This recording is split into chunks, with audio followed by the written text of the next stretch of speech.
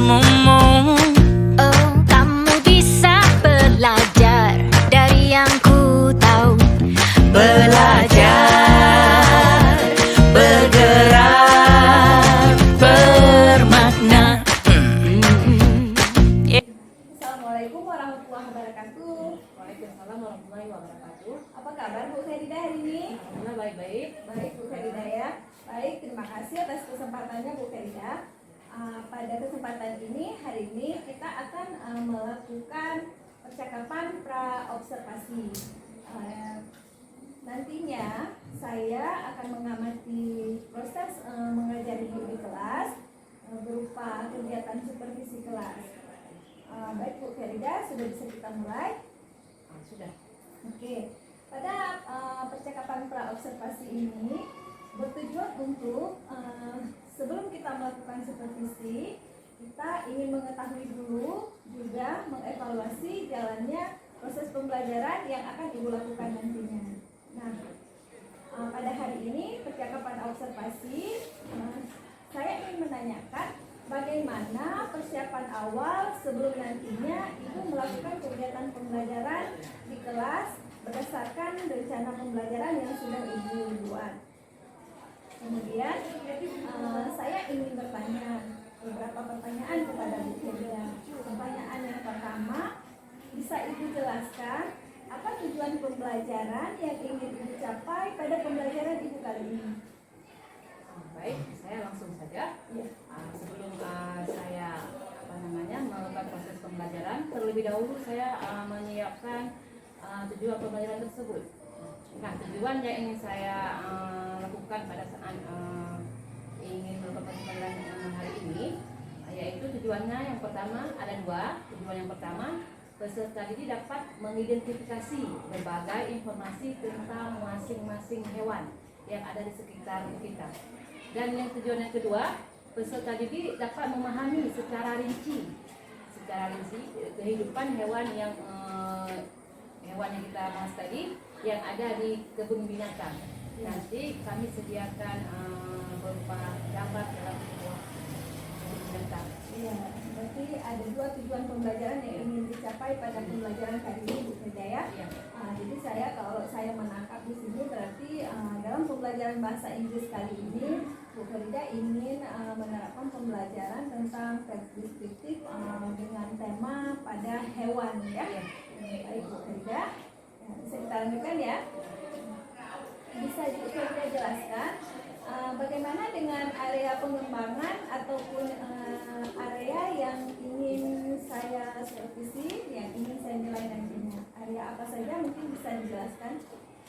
Baik, pada kesempatan kali ini berdasarkan tujuan yang ingin saya lakukan, berarti ada dua area yang harus saya tempuh. Di antaranya yang pertama ada area yang berupa pengetahuan, ya. Jadi peserta didik dapat ditekankan di situ ada penilaian yang berupa pengetahuannya, bisa jadi kognitif dan sebagainya.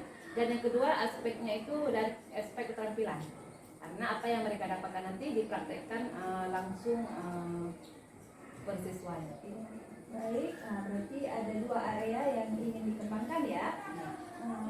Selanjutnya, bagaimana rencana pembelajaran yang ingin Bu Ferida terapkan di kelas nantinya, seperti strategi pembelajaran ataupun metode pembelajarannya?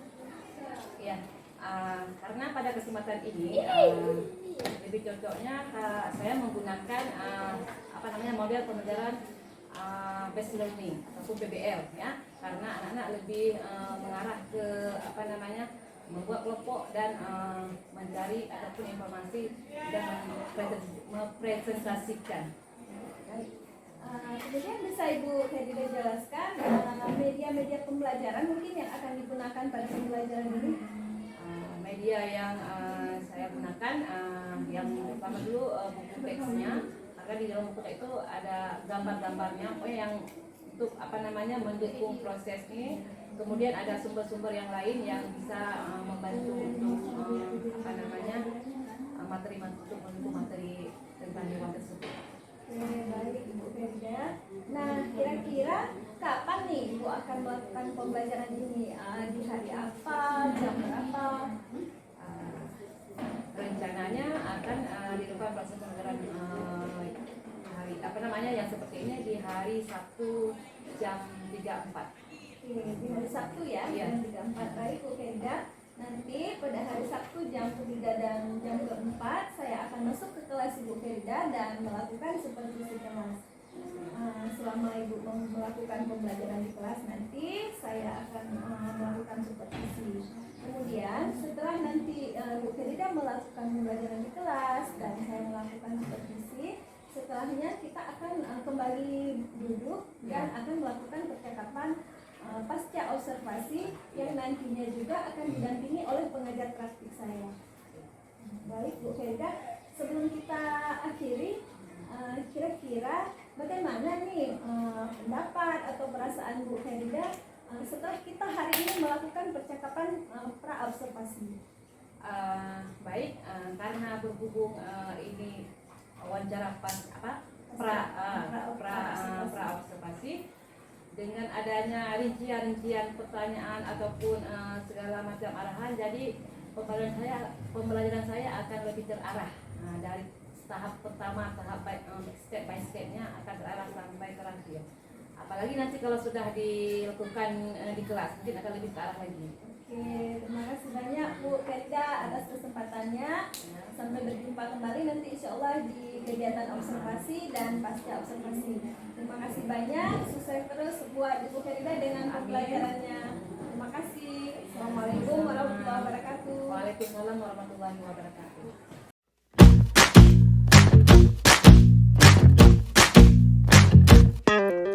Kita bisa bersama mengubah dunia.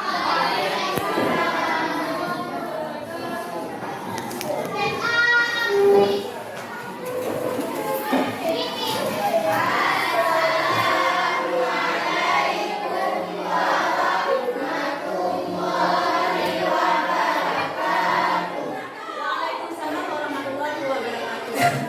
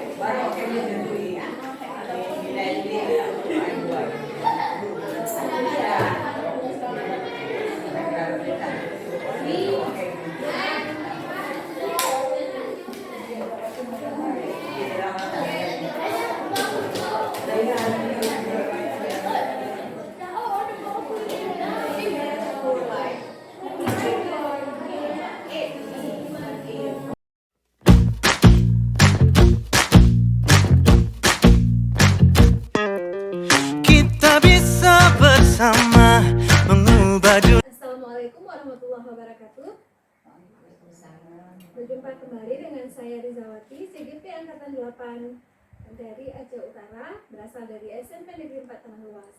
Nah, hari ini saya tidak sendiri, saya ditemani oleh rekan sejawat saya, Ibu Khairida, dan juga pengajar praktik saya, Ibu Nur Hayati. Apa kabar Bu Khairida, Bu Nur Hayati? Alhamdulillah baik. Alhamdulillah baik ya. Baik, terima kasih atas waktunya untuk hari ini. Pada kesempatan ini adalah tahapan pasca observasi.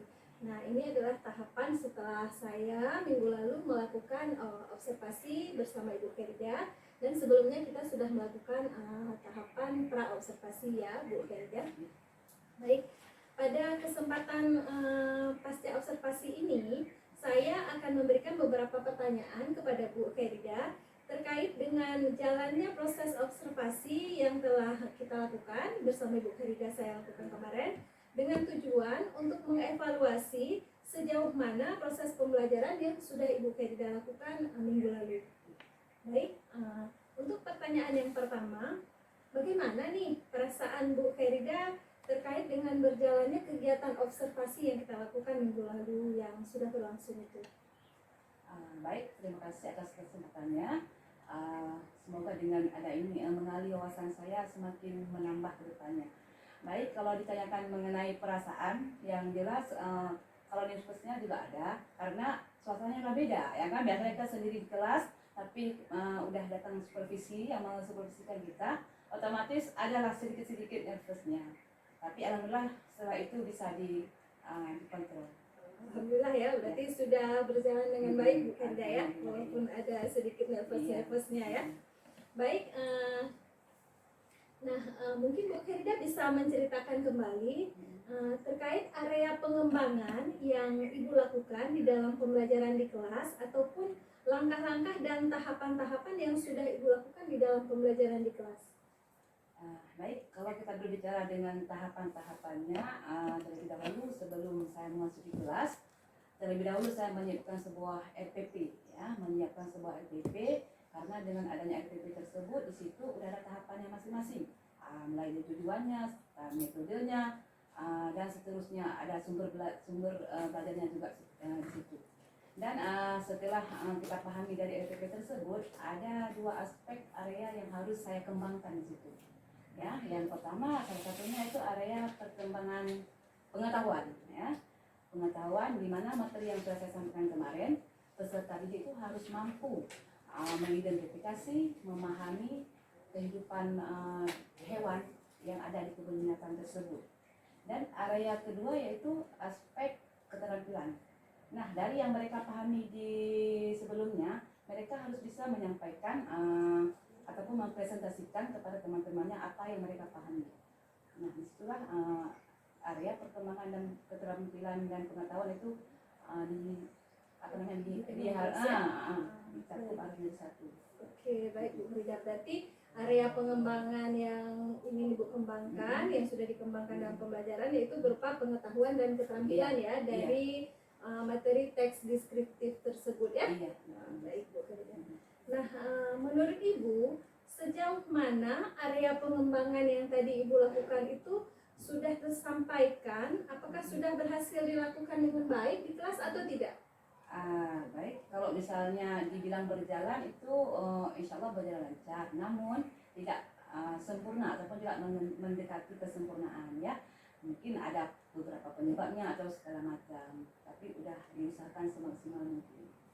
Berarti sudah dilakukan dengan baik meskipun belum begitu sempurna ya, ada kendala di lapangan ataupun ada sedikit kekurangan ya. Oke. Menurut Ibu sendiri, kekurangan atau kendala-kendala apa sih yang Ibu alami dalam proses pembelajaran Ibu?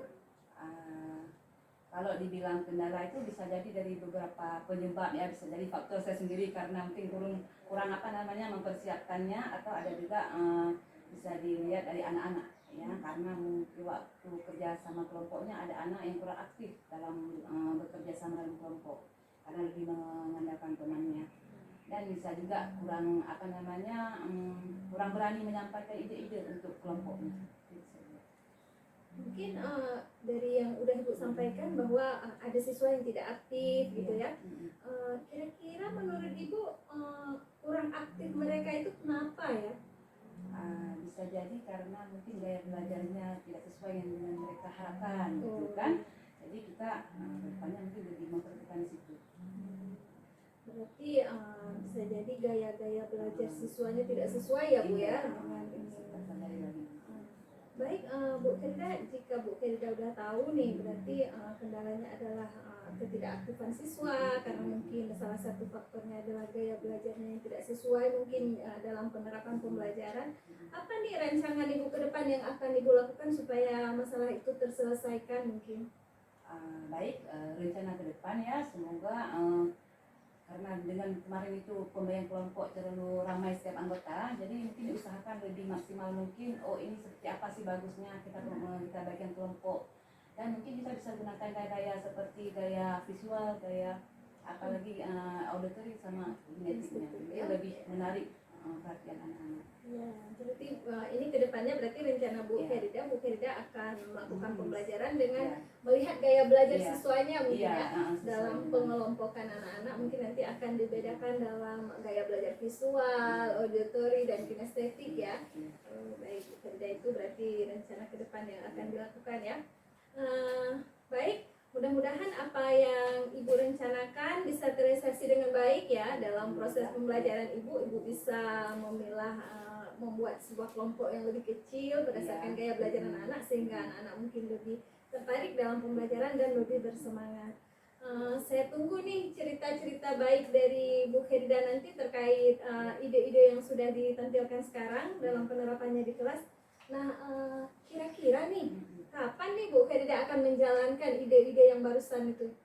Baik, kalau misalnya kita bilang kapan diterapkan, ini kita baru mendapatkan pelajaran baru, kan? Jadi untuk minggu depan kan tidak memungkinkan. Bisa jadi di awal semester ini harus kita usahakan secepat mungkin. Oke, berarti insya Allah secepat mungkin Bu ya. Berarti Ibu berusaha menggali ilmu-ilmu tentang itu sehingga bisa secepat mungkin menerapkan pembelajaran yang lebih berpihak pada murid sehingga dalam pembentukan kelompok mungkin memilih gaya belajar siswa untuk jadi pertimbangan Bu ya. Ya baik, terima kasih Bu Ferida. Mudah-mudahan rencana Ibu bisa terrealisasi.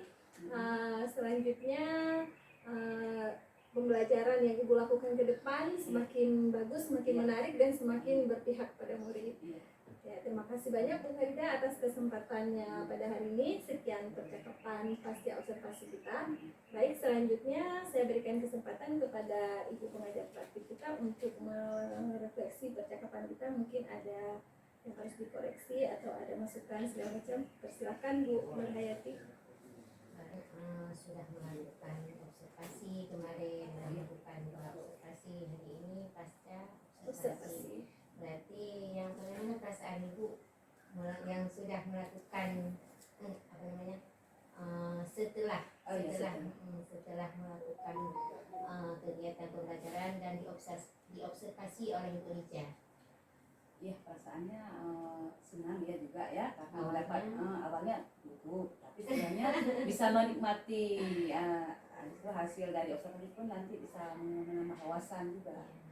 Menurut Ibu ada kendala tidak dalam kegiatan itu ataupun terkendala yang ingin dikembangkan lagi menurut Ibu bagaimana?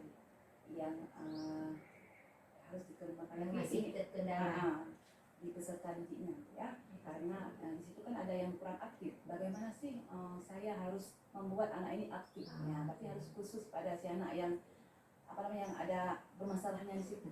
Berarti sudah titiknya sudah tahu di mana. Iya. Alhamdulillah ya. Kemudian berarti ini sudah dilakukan saat mengajar sudah dilakukan. Selanjutnya Rija sebagai observer, bagaimana perasaannya Rija setelah mengobservasi Ibu? Alhamdulillah, sebenarnya dia merasa senang bisa berbagi ilmu. Artinya bukan berarti dia menggurui ya, bukan berarti menggurui, artinya bisa berbagi ilmu. di awal di pra observasi pun Rija sudah menyampaikan kepada Bu Herida apa tujuan dari observasi ini, bahwa tujuannya itu adalah sebelum kita melakukan observasi kita menyiapkan dulu dengan pra observasi. Jadi di dalam pra observasi itu kita kan mengajukan beberapa pertanyaan sehingga yang kita observasi ini bisa siap dengan pembelajaran apa yang akan dilakukan, dengan menanyakan apa sih tujuan pembelajaran nanti yang akan Ibu lakukan di dalam kelas saat saya melakukan observasi gitu. Terus area pengembangan apa yang ingin Ibu kembangkan, nah, seperti itu. Kemudian setelah kita melakukan pra observasi, kita melakukan observasi di dalam kelas. Nah, di saat observasi ini kita kan tidak langsung di situ ya Bu Nur, jika ada misalnya kita menemukan sesuatu yang janggal atau bagaimana, kita kan tidak menyampaikan di situ. Nah, inilah gunanya pasca observasi. Jadi di dalam pasca observasi ini lebih dan kurang kita bisa menggali potensi si coach ini sendiri ya. Menggali potensi si coach ini sendiri. Mungkin secara tidak sadar Bu Khairida menemukan sendiri tadi solusinya, bahwa ternyata di dalam kelas Bu Khairida ada anak-anak yang tidak aktif gitu. Jadi permasalahan yang dihadapi itu mungkin ya permasalahan utama. Anak-anak ada yang tidak aktif, tidak mau ikut serta di dalam kerja kelompoknya gitu. Jadi ternyata begitu Bu Khairida menggali sendiri, ternyata dia tahu, oh anak-anak nggak aktif itu dia gaya belajarnya bukan seperti itu gitu ya. Iya, jadi mungkin gaya belajar dia berbeda dengan kawan satu kelompoknya, sehingga dia tidak begitu nyaman bekerja sama di dalam kelompok itu. Dan alhamdulillah Bu Khairida menemukan sendiri solusinya, bahwa ke depan nih Bu Khairida harus membagi kelompok berdasarkan gaya belajar anak-anak. Jadi alhamdulillah saya merasa senang bahwa saya bisa membagikan ilmu loh. Artinya dengan coach yang saya terapkan, saya berhasil menggali potensi coach ini. Terima kasih. Sama-sama terima kasihnya.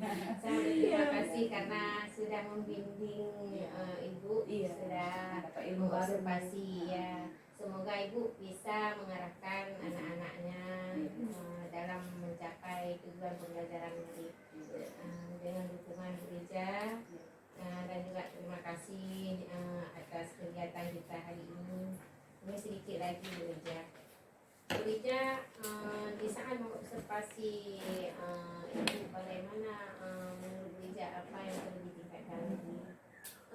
Dari Rija sendiri ya? Dari Rija sama Ibu. Oh ya,